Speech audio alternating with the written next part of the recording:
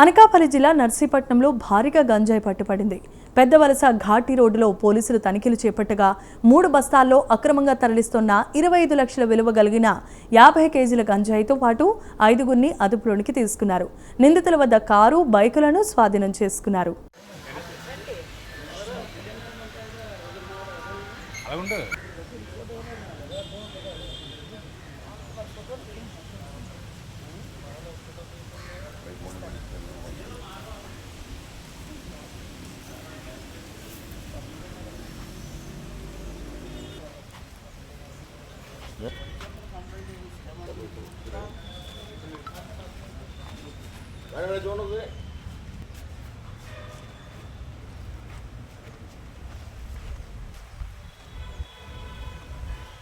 Morning మా అనకాపల్లి జిల్లా SP గారైన తుహిన్ సిన్హా గారు మరియు నర్సీపట్నం ఎస్డిపో గారైన శ్రీనివాసరావు గారికి రాబడిన సమాచారం మేరకు నేను మరియు మా కేడీపేట ఎస్ఐ రిషికేశ్ సిబ్బంది అందరం కలిసి మీడియేటర్ల సహాయంతో ఏల్పురం దగ్గరలో మాటు వేసామండి. మాటు వేసేటప్పటికి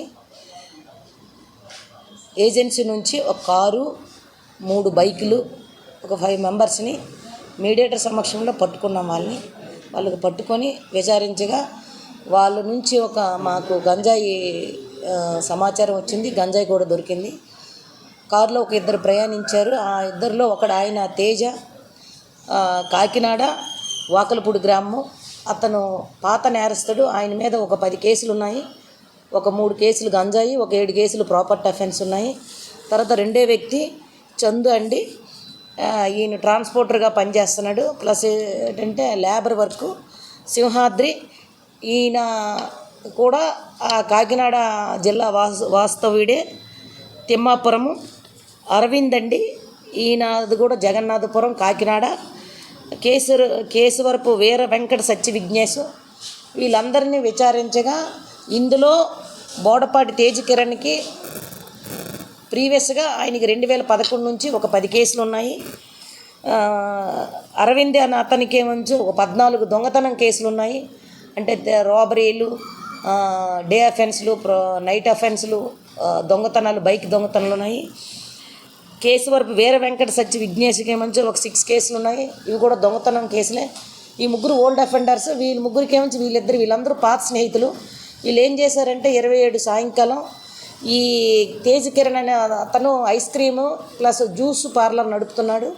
ఈ ఆర్థికంగా ఇబ్బందులు అవ్వడం వల్ల మంచి బిజినెస్ చేయాలని ఈ నలుగురిని హెల్పర్గా తీసుకొని 27వ తేదీన ఏజెన్సీకి వెళ్ళారు. అక్కడ ఒక ఆయన సమ్ ఏజెన్సీ పర్సన్ దగ్గర ఒక 50 కేజీలు గాంజా, అంటే కేజీ 20,000 లెక్క ఒప్పందం చేసుకొని 1 లక్ష రూపాయలు అతనికి అడ్వాన్స్ ఇచ్చి చెల్లి అది గంజాయి అమ్మిన తర్వాత వచ్చి మిగతా డబ్బులు ఇస్తామని వీళ్ళు ఆన్ ద వే వస్తుండగా వీళ్ళ రూట్ ఏంటంటే